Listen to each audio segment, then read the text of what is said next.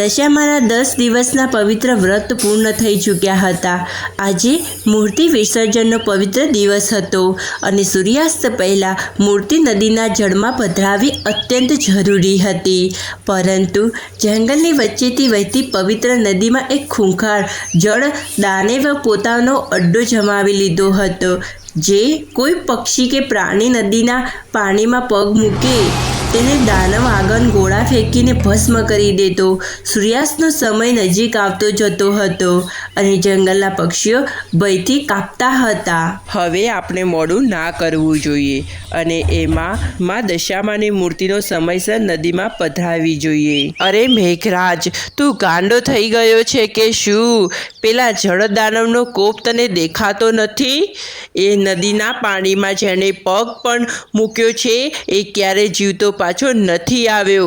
આજે મૂર્તિ નદીમાં પધરાવવા જવું એટલે સીધા યમરાજના દરબારમાં જવા જેવું છે। આ હઠ છોડી દે, જીવ હશે તો વ્રત ફરીથી થઈ જશે। હા મેઘરાજ બેટા, પોપટભાઈ સાચું કહે છે। અમે કોઈ તને પોતાની ખાઈમાં ધકેલવા નથી માગતા। એ દાનવ કોઈ પણ દયા નથી કરતો। આજે વિસર્જન કરવા નદીની અંદર ના જવાય। કોઈ નાનું ખાબોચિયું શોધીને ત્યાં પૂજા કરી લો। તારી પાંખો દાનવના પ્રહાર સામે નહીં ટકી શકે। મીનુ માસી, પોપટભાઈ, અમે પૂરા દિલથી 10 દિવસ ભૂખ્યા રહીને દશામાનું વ્રત કર્યું છે। જો સૂર્યાસ્ત પહેલાં પવિત્ર નદીના વહેતા નીરમાં માં દશામાની મૂર્તિનું વિસર્જન નહીં થાય તો અમારું વ્રત અધૂરું રહી જશે અને માં નારાજ થશે। મોત ભલે સામે ઊભું હોય પણ અમે અમારી ભક્તિ પાછળ નહીં હટાવીએ। જેને આપણે શ્વાસ આપ્યા છે એ માં દશામાં આપણી રક્ષા ચોક્કસ કરશે। સાચી વાત છે। ભલે કોઈ અમારી સાથે ન આવે પણ અમે બંને તો નદીએ જઈશું જ। માં દશામાં પર અમારો અતૂટ વિશ્વાસ છે। મેઘરાજ અને મેઘાનો મક્કમ સંકલ્પ જોઈને જંગલના પક્ષીઓ તેમની સાથે આવવાનું નક્કી કર્યું અને બધા એક સાથેમાં દશામાની મૂર્તિ લઈને ઉડ્યા। ઉડતા ઉડતા બધા જ પક્ષીઓ નદીના કિનારે સુધી આવ્યા, પરંતુ દાનવના ડરથી કિનારે આવીને બધા જ પક્ષીઓ થંભી ગયા। કોઈની હિંમત પાણીમાં પગ મૂકવાની નહોતી। મેઘરાજ અને મેઘા લાકડાની નાની હોડીમાં દશામાની મૂર્તિ પધરાવીને એકલા જ ઊંડા પાણી તરફ આગળ વધ્યા અને દાનવ નદીના બીજા કિનારે રહીને આ બધું દ્રશ્ય જોઈ રહ્યો હતો। મારી મંજૂરી વગર મારા સામ્રાજ્યમાં પગ મૂકવાની આટલી મોટી હિંમત?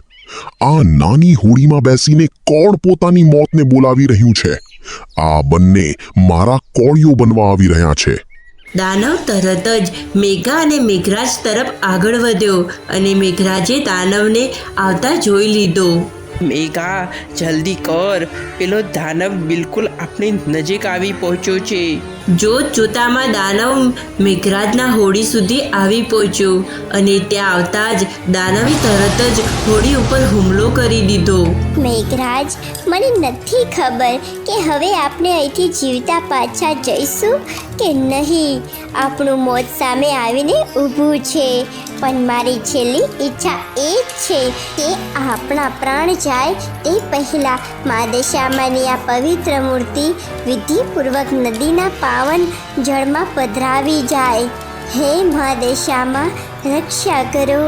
મેઘા, જલ્દીથી આપણે માં દશામાની મૂર્તિ પધરાવી પડશે। હોડી ચારે બાજુથી સળગી રહી છે। હવે આપણી પાસે એક ક્ષણ પણ નથી, જલ્દી કર। સમય ન ગુમાવતા તરત જ મેઘરાજ મેઘા માં દશામાની મૂર્તિ નદીના પવિત્ર જળમાં પધરાવી દીધી। મૂર્તિ પાણીને અડતા જ એક દિવ્ય ચમત્કાર થયો। દશામાની મૂર્તિ નદીમાં પ્રવેશ કરતા જ નદીમાં રહેલું પાણી પવિત્ર થતાં જ દાનવ પણ આગથી ભસ્મ થવા લાગ્યો અને મેઘરાજની હોડી ઉપર જ જે આગ લાગી હતી તે પણ શાંત થઈ ગઈ અને બંને સુખ શાંતિથી નદી કિનારે આવી ગયા। મેઘરાજભાઈ, આજે મને મારી જાત પર શરમ આવી રહી છે। અમે તને રોકતા હતા, તારી ભક્તિને તારું પાગલપણ ગણતા હતા, પણ તે સાબિત કરી દીધું કે સાચી શ્રદ્ધા સામે ગમે તેવો મોટો પહાડ કે રાક્ષસ પણ દૂર ચાલતો થઈ જાય છે.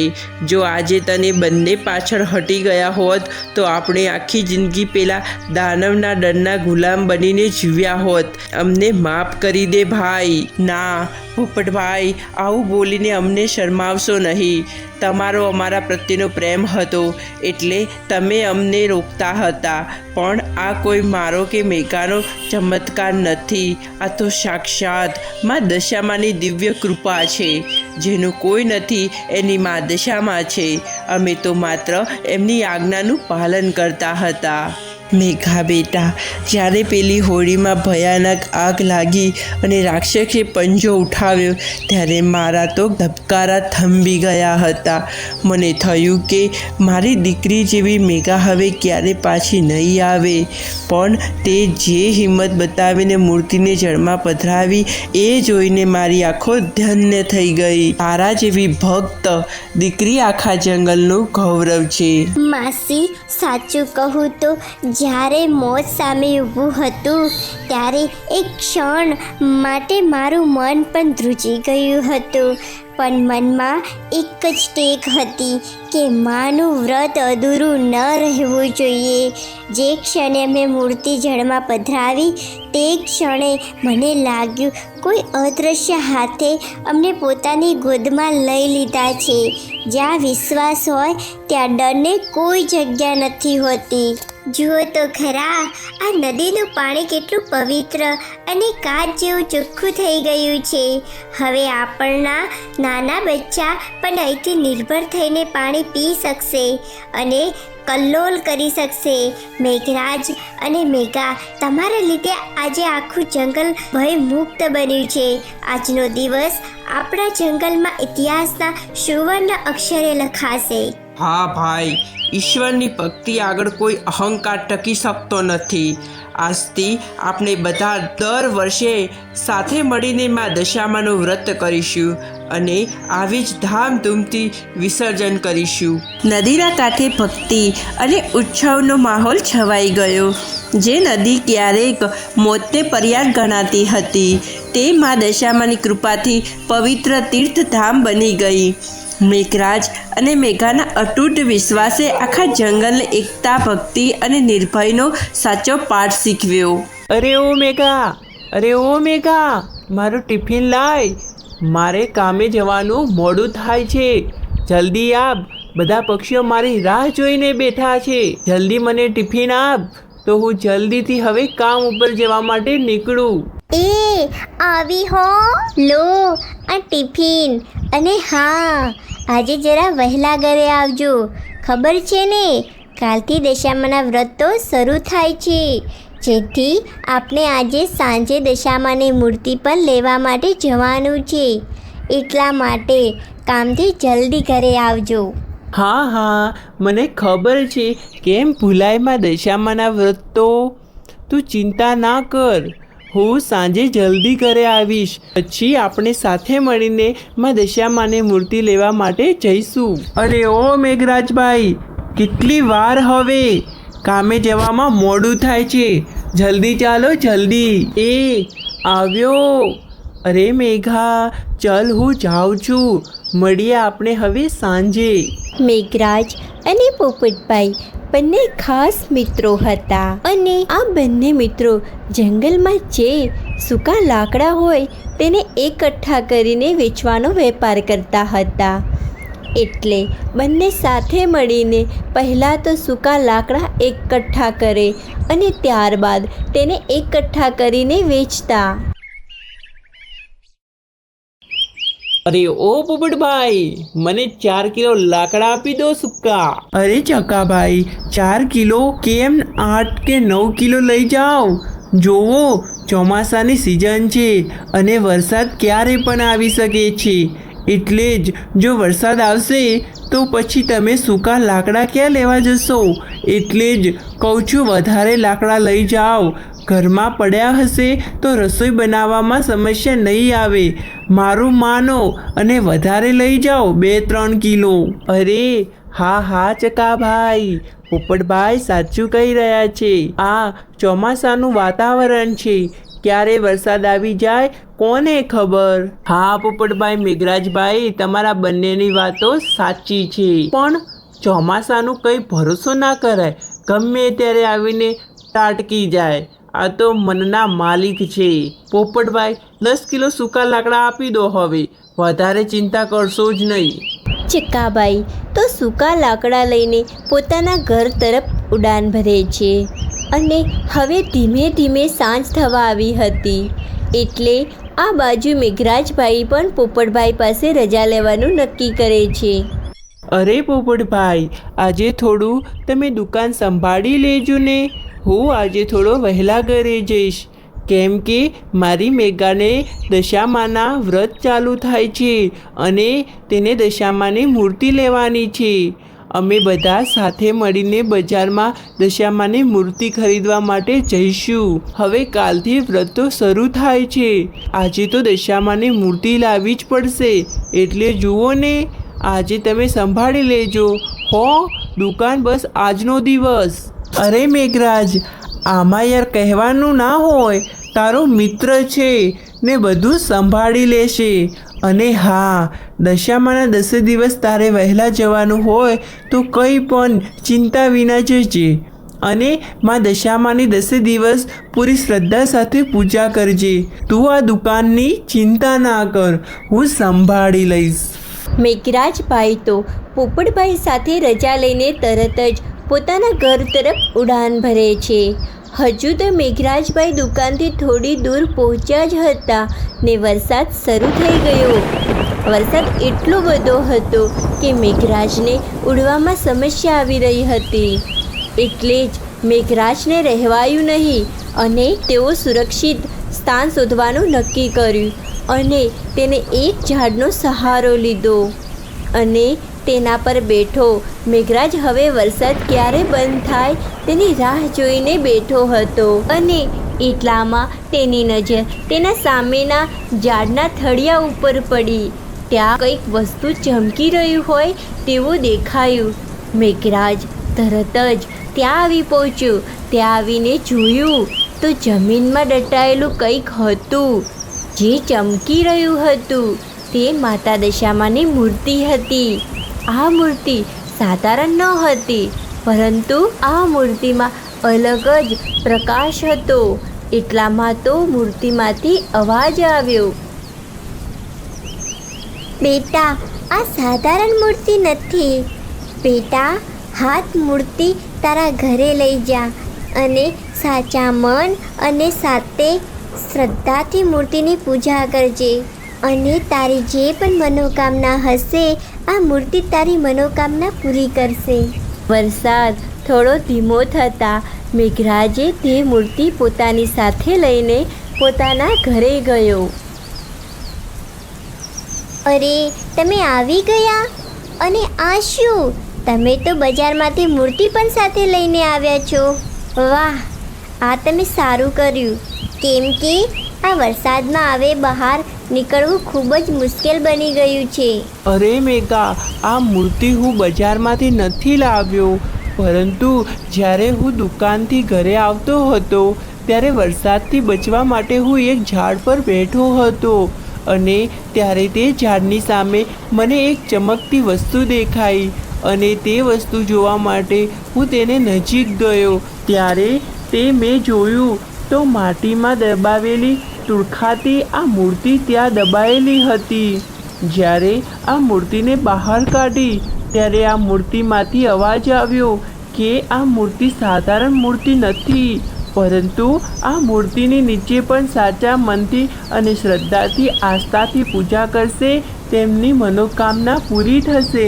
અરે વાહ, આ તો ખૂબ જ સારું કર્યું. હું તો કહું છું કે હવે આપણે બજારમાં નવી મૂર્તિ માટે નથી જવું, પરંતુ આ જ મૂર્તિ આપણા ઘરમાં રાખી લો અને આપણે 10 દિવસ આ જ મૂર્તિને આપણે પૂજા કરીશું. હા, કેમ નહીં? આ તો દશામાં સાક્ષાત આપણને દર્શન આપ્યા છે તેવું થયું છે. હવે આપણે આ જ મૂર્તિની પૂજા કરીશું. મેઘા અને મેઘરાજે તો બીજા દિવસે તો સવારે વહેલા માં દશામાની મૂર્તિની સ્થાપના કરી અને ઘરમાં સરસ મૂર્તિની આજુબાજુ ફૂલો તેમજ પ્રસાદી અને અલગ અલગ જાતની વાનગીઓ મૂકી અને દશામાની ભક્તિ અને દશામાના વ્રતની શરૂઆત કરી. અને ત્યારબાદ મેઘરાજ તો પોપટભાઈ સાથે પોતાના કામે નીકળી ગયો અને બીજી બાજુ મેઘા ઘરમાં સ્થાપિત કરેલી માં દશામાની દિવ્ય મૂર્તિને ચડાવવા માટે તાજા ફૂલો લેવા જંગલમાં જાય છે. પરંતુ જ્યારે મેઘા ફૂલો લઈને પરત ઘરે આવે છે ત્યારે તેના પગ તળેથી જમીન ખસી જાય છે. પૂજા ઘરમાં હતી માં દશામાની મૂર્તિ ગાયબ હતી. અરે આ શું થઈ ગયું? મારી માં દશામાની મૂર્તિ ક્યાં ગઈ? હે માં દશામા, તમે ક્યાં ચાલ્યા ગયા? કોઈ ચોર મારી માં દશામાની મૂર્તિ ચોરી ગયું કે માં મારાથી કંઈ ભૂલ થઈ ગઈ? મેઘા તો ખૂબ જ ડરી જાય છે અને રડતી રડતી સીધી મેઘરાજની દુકાને પહોંચે છે. શું વાત કરે છે મેઘા? મૂર્તિ ક્યાં ગઈ? ચાલ આપણે જલ્દી ઘરે જઈને જોઈએ.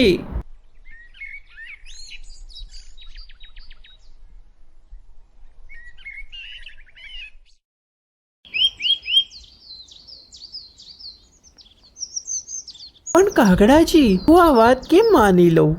મને તો વિશ્વાસ નથી આવતો. જો આ મૂર્તિ સાચે જ ચમત્કારી હોય તો આ સામે પડેલા લોટામાં પીવાનું ચોખ્ખું પાણી ભરીને બતાવો. એમાં શું મોટી વાત છે? હમણાં જ બતાવું. હે દિવ્ય મૂર્તિ, આ લોટો પાણીથી ભરી દે. કાગડાએ જેવું કહ્યું કે તરત જ લોટો ભરાઈ ગયો. લોટો ભરાઈ ગયા પછી પણ પાણી વહેવાનું બંધ જ ન થયું. પાણી લોટામાંથી છલકાઈને કાગડાના ઘરની ફર્શ પર ફેલાવા લાગ્યું. પાણીનો પ્રવાહ વધતો જ ગયો અને એક નાની નદીની જેમ કાગડાના ઘરની બહાર નીકળીને આખા જંગલમાં ફેલાવા લાગ્યો. જોતામાં એ પાણી વહેતું વહેતું સીધું મેઘરાજના ઘર સુધી પહોંચી ગયું અને ઘરમાં ઘૂસવા લાગ્યું. આ અચાનક ચોખ્ખું પાણી ક્યાંથી વહીને આવી રહ્યું છે? આપનું ઘર તો પાણીથી ભરાવા લાગ્યું છે. જો આમને આમ ચાલશે તો આપણને ડૂબી જઈશું. મને તો ખૂબ જ ડર લાગે છે. મેઘા, ડરવાની જરૂર નથી. આ કોઈ સાધારણ પાણી નથી. આમાં કંઈ દિવ્ય સંકેત છે. ચાલ, આપણી પાસે મૂર્તિ નથી પણ માં દશામાં તો આપણા હૃદયમાં છે. આંખો બંધ કરીને સાચા મનથી મારે યાદ કરીએ. મેઘરાજ માં દશામાનું ધ્યાન ધરે છે અને ત્યાં જ એક ચમત્કાર થાય છે. કાગડાના ઘરમાંથી એ દિવ્ય મૂર્તિ અદૃશ્ય થઈ જાય છે અને સીધી મેઘરાજના પૂજાના ઘરમાં પ્રગટ થઈ જાય છે. જુઓ, માં દશામાં પોતે આપણા ઘરે પરત આવી ગયા છે. હે માં દશામાં, અમારા ઘર પર અને જંગલ પર આવેલી આ જળ આફતમાંથી અમારી રક્ષા કરો માં.